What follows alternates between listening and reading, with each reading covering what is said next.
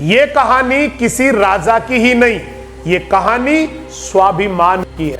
नाम महाराणा प्रताप, मेवाड़ का सूरज, जिन्होंने ताज से ज्यादा मातृभूमि को चुना। साल 1540 कुंभलगढ़ राजपुताना की धरती पर एक शेर जन्मा। बचपन से तलवार हाथ में और स्वतंत्रता दिल में। उस दौर में पूरा भारत मुगल सत्ता के साए में झुक रहा था, लेकिन एक नाम कभी नहीं झुका, महाराणा प्रताप। अकबर उस समय का सबसे शक्तिशाली सम्राट। सोने का सिंहासन, हाथी, घोड़े, सेनाएं, सब कुछ था। उन्होंने महाराणा प्रताप को संधि भेजी, कहा मेवाड़ दे दो, आराम पाओ। लेकिन महाराणा प्रताप ने जवाब दिया, मातृभूमि भीख में नहीं दी जाती।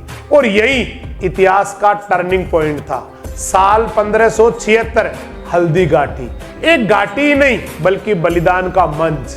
महाराणा प्रताप अपने प्रिय घोड़े चेतक पर सवार, सामने मुगल सेना संख्या में कई गुना ज्यादा, लेकिन हिम्मत में कहीं नहीं।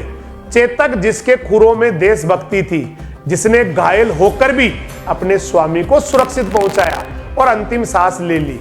इतिहास कहता है चेतक घोड़ा ही नहीं, संघर्ष का प्रतीक था।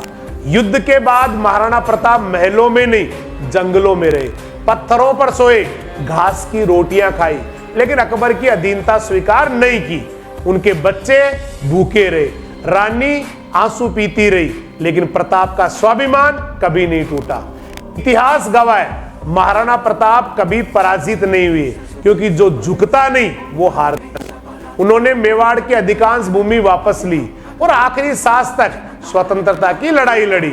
महाराणा प्रताप हमें सिखाते हैं कि सुविधा से ज्यादा सम्मान महत्वपूर्ण है, कि जीवन मिल सकता है दोबारा, लेकिन स्वाभिमान नहीं। आज जब हम आसान रास्ता चुनते तो महाराणा प्रताप याद आते, एक ऐसे योद्धा जिन्होंने इतिहास में समझौता नहीं किया। आज भी मेवाड़ की हवाओं में एक नाम गूंजता है, महाराणा प्रताप। शौर्य का पर्याय, बलिदान की परिभाषा और स्वतंत्र भारत की आत्मा। सैल्यूट है उस योद्धा को जिन्होंने राज करना नहीं, स्वतंत्र रहना चुना।